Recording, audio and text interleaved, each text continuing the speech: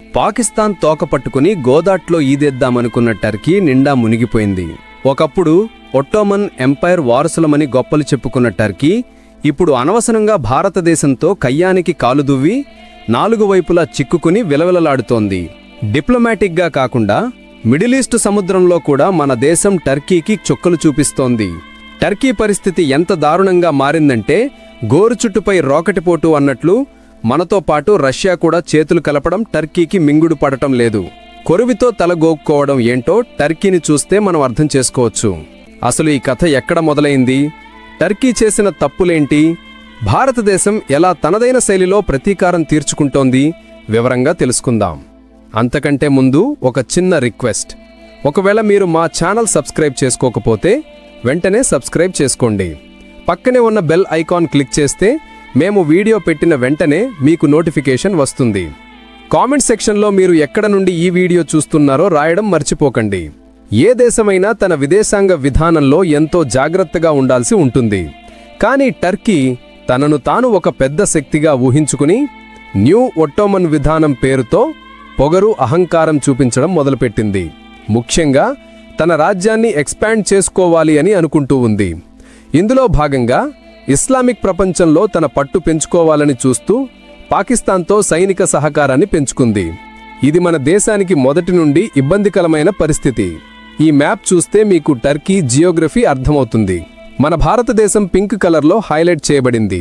మీరు భారతదేశం north west వైపు చూస్తే ఇజ్రాయెల్ పక్కన పసుపు రంగులో హైలైట్ చేయబడిన టర్కీ కనిపిస్తుంది. ఇప్పుడు టర్కిష్ ప్రాంతాన్ని జూమ్ చేద్దాం. టర్కీకి ఎడమ వైపున గ్రీస్ ఉంది. టర్కీ క్రింద సైప్రస్ అనే చిన్న దేశాన్ని చూడొచ్చు.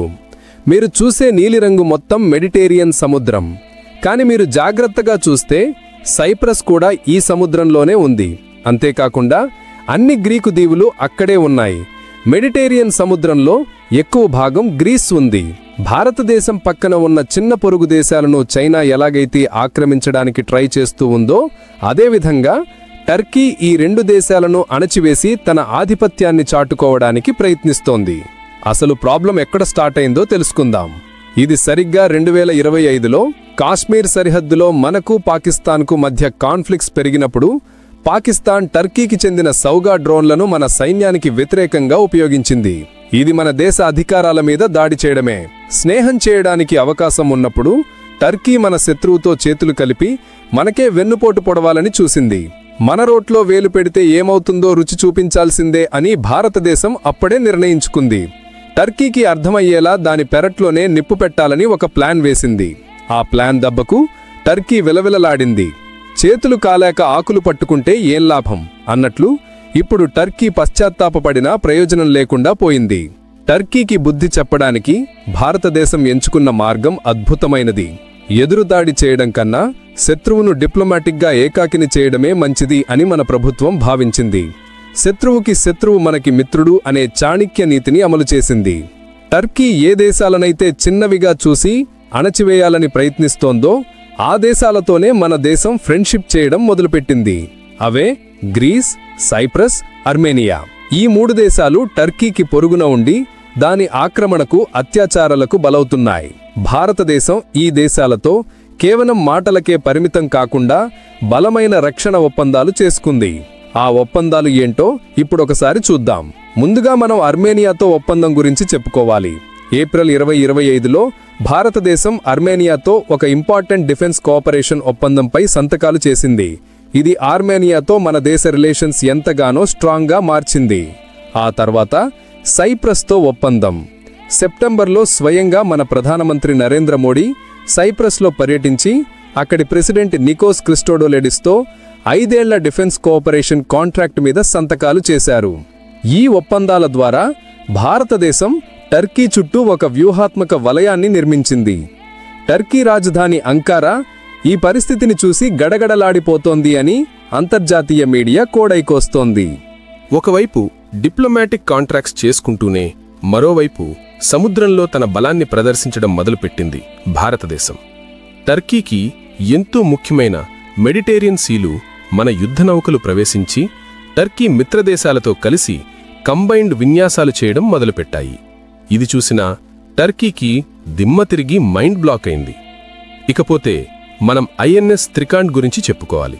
సెప్టెంబర్ 2025లో మన యుద్ధనౌక ఐఎన్ఎస్ త్రికాండ్ గ్రీస్లోని సలామిస్ పోర్ట్లు, దాంతోపాటుగా సైప్రస్లోని లిమాసోల్ ఓడరేవులు కంబైన్డ్ విన్యాసాలు నిర్వహించింది.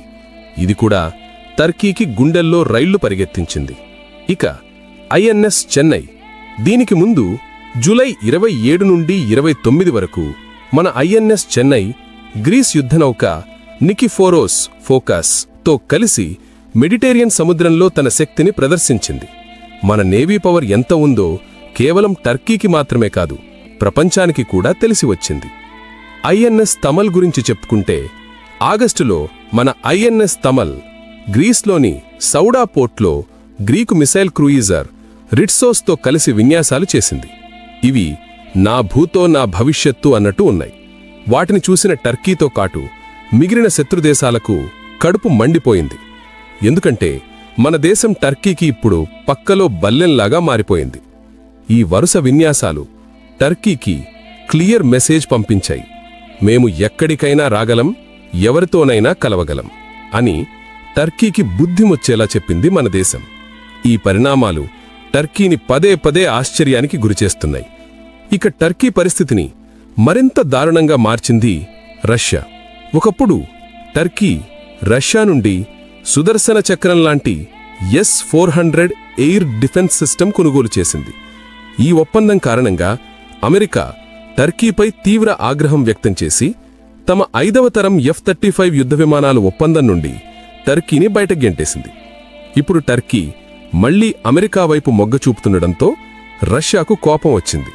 ఫలితంగా రష్యా టర్కీకి సరఫరా చేసిన S-400 వ్యవస్థలను వెనక్కి తీసుకుంటోందని వార్తలు వస్తున్నాయి. అసలైన ట్విస్ట్ ఏంటంటే, టర్కీ నుండి వెనక్కి తీసుకున్న ఆ S-400 సిస్టమ్స్ రష్యా మన భారతదేశానికి అప్పగించబోతోందట.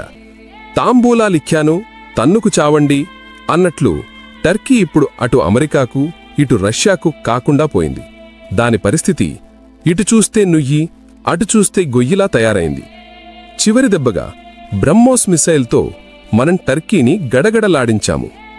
టర్కీ చుట్టూ ఉచ్చు బిగుసుకుంటున్న సమయంలో మన మిత్రదేశం ఇజ్రాయెల్ కూడా రంగంలోకి దిగింది. టర్కీ ఇప్పుడు మిడిల్ ఈస్ట్లో ఇజ్రాయెల్ నెక్స్ట్ టార్గెట్ కావచ్చేమో అని భయంతో వణికిపోతోంది. చేతిలో S-400 లాంటి శక్తివంతమైన ఆయుధం కూడా లేకుండా ఇజ్రాయెల్ దాడిని ఎలా తట్టుకోవాలని దానికి నిద్రపట్టడం లేదు. నాటోలో సభ్యుడైనా అక్కడ టర్కీకి పెద్దగా గౌరవం లేదు. అందుకే వేరే దారి లేక అమెరికా ట్రంప్ కాళ్లమీద పడి ఎలాగైనా ఇజ్రాయెల్ను ఆపండి, లేకపోతే మేము నాశనమైపోతాము అని వేడుకుంటోంది. ఈ సమయంలోనే భారతదేశం తన అమ్ముల పొదిలోని బ్రహ్మాస్త్రాన్ని బయటకు తీసింది. అదే బ్రహ్మోస్ క్షిపణి.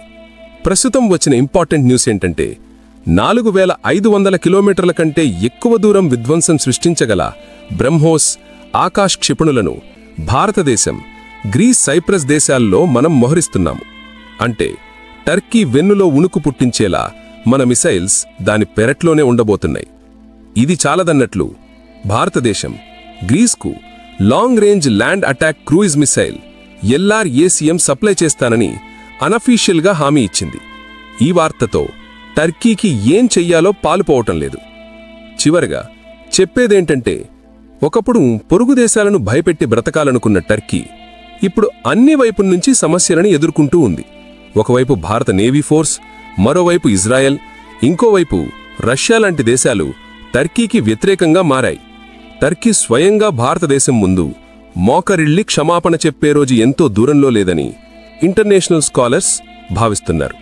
టర్కీ విషయంలో మన భారతదేశం తీసుకుంటున్న నిర్ణయాలు సరైనవేనా? దీని మీద మీ అభిప్రాయం ఏంటి? కామెంట్ సెక్షన్లో చెప్పండి. జై హింద్ అని కామెంట్ చేయడం మర్చిపోకండి.